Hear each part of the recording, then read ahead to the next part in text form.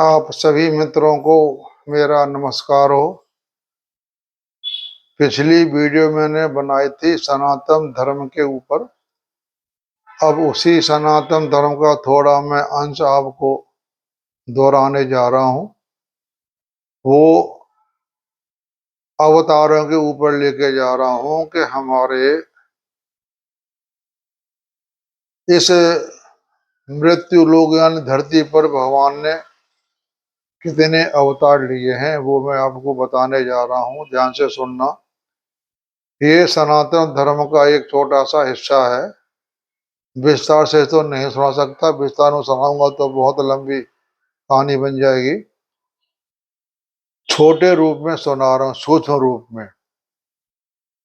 हमारे धरती पर 9 अवतार तो हो चुके हैं और 10वां अवतार होना है।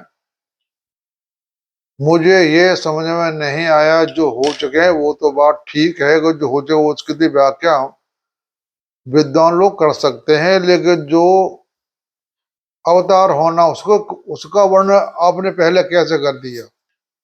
वही बात आ गई ना। हिंदू समाज में हमारा इतना प्रोपागेंडा फैला हुआ है। चलो, जो बीती हुई बातें थी वो तो आपने बता दी, ठीक है। आपने आगे की भविष्यवाणी कैसे कर दी कि आगे कल का अवतार ऐसे ऐसे होगा? महाभारत में कुंती ने कृष्ण योगीराज कृष्ण भगवान से पूछा कि वो आप बताओ आगे क्या होगा। उन्होंने भी यह बात नहीं बताई आगे क्या। उन्होंने कहा देखते जाओ, जो होगा तुम्हारे सामने होता हो। जब इतने महान योगी राज श्री कृष्ण ने भी बात कुंती को नहीं बताई, तो ऐसा कौन सा महान पुरुष पैदा हो गया जो ये लिख गया कि अब कल की अवतार होगा? किसने लिखा ये नहीं पता कि कौन लिख गया इस बात को। यही प्रोपागेंडा है हमारे हिंदू समाज में कि कल की अवतार होगा। भगवान जो लीला करता है या दुनिया को जो चला रहा है, अपनी बात किसको बताएगा? वो स्वयं ही स्वयंभू है। वो जो करेगा सो करेगा। वो हमें बात थोड़ी बताया कि भाई लिख दे, हमें ऐसा ऐसा काम करूंगा। ऐसा कभी नहीं हो सकता। तो ऐसी ये खाली बात है जो लिखे जाते। इस बात को तो मैं भी नहीं मानता कि कल की अवतार होगा। किसने कल का अवतार देखा है? किसने जाना? हम चले गए दुनिया में, रूप बदल के दोबारा फिर आ गए। हमें पता है हम पहले कौन थे अब कौन है। लेकिन जो महान महायोगी है, राम है, कृष्ण है, ये तो सब जानते हैं। ये तो जो महान संत होते हैं या महान परमहंस होते हैं, उनको सब पता होता है कब क्या होने वाला है। लेकिन ये भी आगे क्या होने वाला है, इस बात को किसी ने आज तक नहीं बताया। इस बात का हमारा पास रामायण है, भागवत पुराण है, ग्रंथ साहब है। आगे क्या होगा ये किसी ने नहीं लिखा। लेकिन ये लिख गए कि कल का अवतार होगा। कैसे होगा भाई? ये है भेड़ चाल और प्रोपागेंडा। तो आपको मैं बता रहा हूं कि हमारे धरती पर 9 अवतार हो चुके हैं। सबसे पहला अवतार हुआ था मत्स्य का, यानी मछली का। बाकी जो अवतार हुए हैं उसमें सृष्टि समाप्त नहीं हुई है। वो तो सिर्फ आकर के जो पाप था उसको खत्म करके चले गए। 8 अवतारों में यही कहानी है कि लोगों को समझाया और समझाकर चले गए। उस अवतार के बाद में कलयुग की बात कहता हूँ। हमारे कलयुग के अंदर भी आप 5135 साल करीब हो चुके हैं। उसमें भी हमारे ऐसे 5126 साल हो चुके हैं आज कलयुग के समाप्त हुए। हमारे आज के युग में भी कलयुग के अंदर ऐसे ऐसे महान परमहंस हुए हैं जो सारी बातें उन्होंने बताई हैं और वो सारी बातें सही साबित हुई हैं।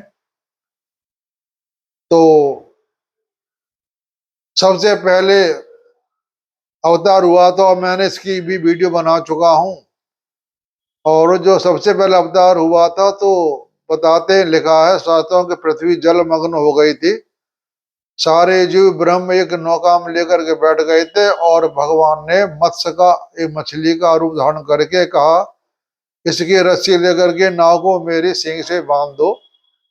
जब वो लीला समाप्त हो गई, फिर दोबारा ब्रह्म ने सृष्टि की रचना की। तो ये तो पहला हुआ मत्स्य अवतार। फिर हुआ हमारा, उसके बाद हमारा अवतार हुआ है कूर्म का। जब समुद्र का मंथन किया गया था तो मंदराचल पर्वत को रईस बनाया गया था। एक तरफ देवता लगे थे, एक तरफ दानव लगे थे। तो जब उसको मंथन करके समुद्र को घुमाते थे तो वो नीचे खिसक जाता था। तो ये भगवान की या ब्रह्म की लीला कह लो। तो उन्होंने कहा कि भाई जो पूंछ है वहां लग जाओ, वहां लग जाए देवता, और जो मुंह है वहां लग जाए राक्षस। नहीं, जहां मुंह है वहां लग जाए देवता, जहां पूंछ है वहां लग जाए राक्षस लोग। तो राक्षसों के मन में आई कि ये हमसे कोई चाल खेल रहे हैं। उन्होंने कहा नहीं, हम लगेंगे मुंह की तरफ और देवता लोग लगे पूंछ की तरफ। इसकी एक वजह थी। भगवान तो जानते हैं कैसा क्या होगा, क्योंकि जब मुंह की तरफ लगेगा तो जब सर फुंकार मारेगा तो उनका जहर का असर हो जाएगा, तो वो आदमी दुष्ट हो जाएगा। लेकिन इस बात को राक्षस लोग नहीं समझ पाए। उन्होंने कहा नहीं, हम नहीं लगाएंगे, हम लगाएंगे मुंह की तरफ लगे, हम पूंछ को नहीं पकड़ेंगे। भगवान कहा ठीक है। तो देवता लग गए पूंछ की तरफ और राक्षस लग गए मुंह की तरफ। तो मुंह से जब फुंकार मारते थे तो सारा असर उन राक्षसों में जाता था, इसीलिए उनका स्वभाव खराब बन गया, काले पड़ गए, खराब बन गया। तो जब मंथन कर रहे थे तो वो मंदिर जब नीचे खिसक रहा था, तो भगवान का क्या करूं, मंथन तो ऐसे हो नहीं पाएगा। उसी में से हमारे 14 रत्न निकले थे। वो सब कहानी आपको पता है, उसके बारे में ज्यादा बताना मुझे कोई कोई नई बात तो है नहीं। वो सबको बताया कि 14 रत्न निकले थे। उसमें से चंद्रमा, लक्ष्मी और अमृत, जहर, ऐरावत हाथी, शंख, ये सब उसमें से निकले थे। तो जब वो नीचे मंदराचल पर खिसक रहा था तो भगवान कछुए का रूप बन के उसके नीचे जाकर के टेक गए। उसके ऊपर रही घूमती रही और मंथन उनका पूरा हो गया। और मंथन होकर सारी बात हो चुकी, वो सब आपको कहानी पता ही है। उसके बाद में अवतार हुआ बरह, सुअर का अवतार। ये बताते हैं कि जब पृथ्वी रसातल में डूब गई तो उस टाइम पृथ्वी को निकालने के लिए बड़ा अवतार लिया था। क्यों है ना, कुछ राक्षस ने पृथ्वी को अपने चंगुल फंसा लिया था, तो उसको निकालने के लिए बराह ने अवतार लिया और उस पृथ्वी के ऊपर को ऊपर लेकर के आए। इसमें भी दो बातें आती हैं। कहने वाले कहते हैं और बात भी ठीक है, जब पृथ्वी जलमग्न हो गई तो पृथ्वी फिर कहाँ गई, वो पानी कहाँ टिका। पानी टिकेगा तो पृथ्वी ऊपर टिकेगा या ऊपर ही टिक जाएगा। अब इस बारे में मेरे पास कोई ठोस प्रमाण तो है नहीं, लेकिन जो लिखा है उसी आधार पर मैं आपको बता रहा हूँ। उसमें से भगवान ने वहा सुअर का अवतार लिया, पृथ्वी के लेकर के बाहर आए। उसके बाद अवतार हुआ हमारा वामन अवतार हुआ, जिसमें बलि राजा ने जब देवताओं का राज सिंहासन छीन लिया था, उसको दिलवाने के लिए भगवान ने वामन अवतार लिया। इससे पहले जब इंद्रलोक पे राज वामन ने कर लिया था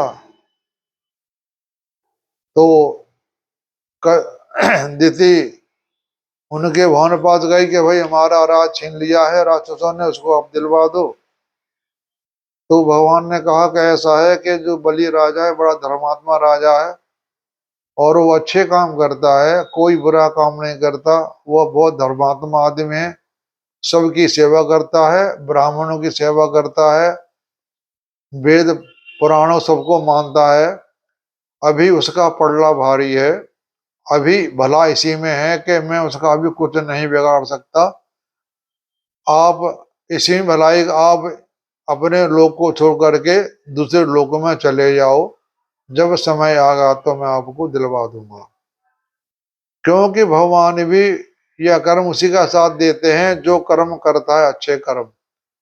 उसके अच्छे कर्म थे तो भगवान तभी उसका नाश करते जब उसके अच्छे कर्म समाप्त हो जाते हैं। वो कैसे हो क्या हो ये भगवान की लीला है। वो कैसे कब किसकी तरफ भगवान होता है वो उसी की लीला, वो ही जाने। उसके बारे में हम कुछ नहीं कह सकते। जो शास्त्र में हमने पढ़ा वही मैं आपको सुना रहा हूँ। इस पर तर्क करने की कोई अवसर नहीं है, क्योंकि हम तो एक ही बात जानते हैं, समर्थों को दोष नहीं होता, वो कुछ भी कर सकता है। 52 अवतार के बाद तो पहला मत्स्य, दूसरा कूर्म, तीसरा बराह, चौथा 52 अवतार बता दिया। पांचवा अवतार हुआ परशुराम का। परशुराम का जो युद्ध हुआ था वो क्षत्रियों से हुआ था, जिन्होंने क्षत्रियों को 21 बार संहार किया। वो भी एक कहानी है अलग। उसके बाद जब राम का अवतार हो गया तो जब परशुराम को राम को पता पड़ा तो वो परशुराम अपने इसको छोड़ करके और चले गए थे। तो वहां भी एक बात आती है, जब परशुराम अवतार हो गया तो जब धनुष तोड़ा गया तो परशुराम जी आए कि यह मेरा गुरु, ये धनुष है, ये किसने तोड़ा। तो यहाँ वाद संवाद हुआ। तब उन्होंने कहा था कि मेरे धनुष को जो टंकोर चढ़ा देगा तब मान जाऊंगा कि हाँ भगवान का अवतार हो चुका है। तो भगवान ने बाण लिया और टंकुर जैसे खींची तो उनको पता लग गया कि हाँ भगवान अवतार हो चुका है। तब उन्होंने परशुराम जी ने उनके राम के हाथ जोड़े, कहा कि अब भगवान ने अवतार ले लिया, अब मैं वन में जा रहा हूँ।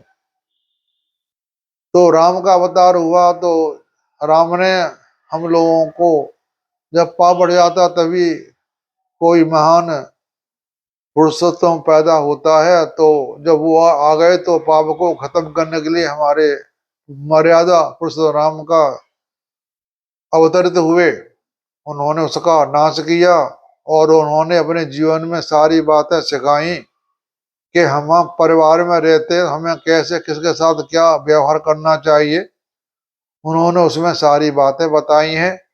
माँ हो, पिता हो, पत्नी हो, बच्चे हो, समाज हो, कैसे कैसा व्यवहार करना चाहिए, इस बारे में उन्होंने हमें सारी बातें सिखाई हैं। तो वही बात मैं बता रहा हूँ कि रामायण को हम सब मानते हैं, लेकिन रामायण में जो बातें लिखी हैं उसे मानने वाले बहुत ही कम हैं। मानने वाले तो हैं, अगर बात कोई मानने वाला नहीं होता तो हमारा आज भारत देश नहीं होता। हमारा भारत देश बहुत महान है, यहाँ किसी बात की कोई कमी नहीं है। इतने लोग यहाँ पर गलत कर्म हेरा फेरी करते हैं, लेकिन फल तो उनको जरूर मिलता है। यहाँ तो उनको फल मिलने से रहा, इसका फल तो भगवान ही देता है, उनका फल जरूर मिलता है। और उसके बाद हमारे यहाँ अवतरित हुए युगराज श्री कृष्ण, उन्होंने भी सारे काम किए। उन्होंने भी जो गलत काम करते उनका नाश किया और धर्म की स्थापना की। धर्म, सनातन धर्म जो उसकी स्थापना की है, तभी हमारा देश आगे चल रहा है। लेकिन वही बात आ गई कि अभी तक तो धर्म स्थापना करने के लिए महान संतों ने, आचार्यों ने, किसी ने भी जन अवतरित हुए और उन्होंने उसका उद्धार किया। अब इतना बुरा हाल हो गया भारत देश में, तो मैं तो कहता हूँ यही समय है भगवान या कोई महान व्यक्ति सामने आए तभी ये समाप्त हो सकता, नहीं तो सनातन धर्म हमारा खतरे में तो है ही है। इसको बचाने वाला कोई एक आदमी नहीं हो सकता, कोई महान आत्मा आकर के यहाँ आए और इसकी बागडोर संभाले, तभी हमारा देश का भला हो सकता है। तो इस तरह से ये 9 अवतार हो चुके हैं। कल के अवतार कब होगा, क्या होगा, इसके बारे में हम कुछ नहीं कह सकते। आज के समय में इतना समय खराब आ गया है, ना कोई माँ को देख रहा, ना कोई बहन को देख रहा, किसी को नहीं देख रहा। इतने गलत कर्म हो रहे, उसे कहने में भी शर्म आती है। बड़े दुख की बात है। इंसान इतना उसका विचार गिर चुके हैं कि जानवर से बेहतर हो गया है। कहते हैं कि बुद्धि इंसान में दी है, बुद्धि भगवान ने सबको दी है। आज के समय में जानवर भी अपनी बुद्धि से काम ले रहे हैं, लेकिन उनके पास विवेक नहीं है कि ये मैं काम करूंगा तो आगे इसका फल क्या होगा। फिर ही बुद्धि से काम तो ले ही रहे हैं। लेकिन हमारे इंसान जाति ने बुद्धि को त्याग दिया है। विवेक की तो बात दूर रही, वो तो बाद में काम लेंगे। बुद्धि को ही उन्होंने खत्म कर दी है। कुकर्म कर रहे हैं, गलत काम कर रहे हैं। और हालात भी हम देख रहे हैं, वर्तमान में लोगों की हालत बहुत खराब है। इसकी वजह क्या है? इसकी यही वजह है कि हम भगवान को भूल गए, हम ब्रह्म को भूल गए। ध्यान करना ज्यादातर लोग छोड़ गए, ध्यान कोई नहीं करता, अपने ध्यान में लगे हुए हैं उल्टे कर्म करने में। विवेक तो खत्म हो चुका है। करीब करीब विवेक से कोई काम लेता तो ऐसा काम होते ही नहीं। ऐसे मैंने आपको ये 9 अवतारों के बारे में बता दिया। सबसे पहला मत्स्य अवतार। बाकी अवतारों में सृष्टि नहीं हुई है, सृष्टि सब पहले अवतार में ही बताई गई है। बाकी में तो अवतरित हुए और वो चले गए। ऐसे एक अवतार के बारे में भूल गया, नरसिंह अवतार हुआ था। ये हमारे पहला मत्स्य, दूसरा कूर्म है, तीसरा वराह है, चौथा वामन है, पांचवा नरसिंह अवतार है। प्रहलाद के जमाने में हुए थे। नरसिंह के बाद हमारे परशुराम, राम, कृष्ण और बुद्ध, माता बुद्ध का अवतार पैदा हुए थे। हमारे महात्मा जो बुद्ध हमारे हैं, ये आज से करीब करीब 2588 वर्ष पहले नेपाल में हुआ था। यानी 533 ईसा पूर्व, ये चल रहा है 2025। तो हम 533 ईसा पूर्व 2025 जोड़ देंगे, 2025, 2588 साल पहले महात्मा बुद्ध का अवतरित हुआ था। उन्होंने हमारे सनातन धर्म को बहुत आगे बढ़ाया। वो सारी वेदों के ऊपर ही चले, उन्होंने बहुत प्रचार किया। इनका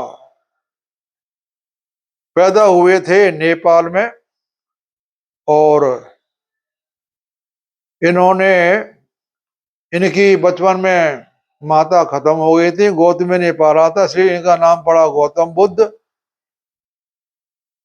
और 80 वर्ष की आयु में ये अपना शरीर को त्याग करके परम लोक सिधार गए थे। उसके बाद हमारे यहाँ पर ये परमहंस योगानंद जी हुए। ये सन 1893 में हुए थे। इन्होंने काफी भ्रमण किया पूरे वर्ल्ड का, अमेरिका वेगा सब जगह घूमे। 29 वर्ष की अवस्था में ये सबको छोड़ करके पश्चिम दिशा में चले गए। कहाँ गए, कब कहाँ गए, क्या हुआ पता नहीं। इनका लेख मैंने किताब में पढ़ा है, 29 वर्ष तक ही रहे, उसके बाद ये छोड़ के चले गए थे। तो महात्मा बुद्ध का अवतार तो हुआ था हमारा 2588 वर्ष पहले हुआ था। और परमहंस योगानंद जी का अवतार हुआ था 1893 में ईस्वी में। और एक हमारे परमहंस हुए, कैसे परमहंस, ये सन 1836 में पैदा हुए थे और 1886 तक रहे, यानी ये 50 वर्ष की अवस्था में चले गए।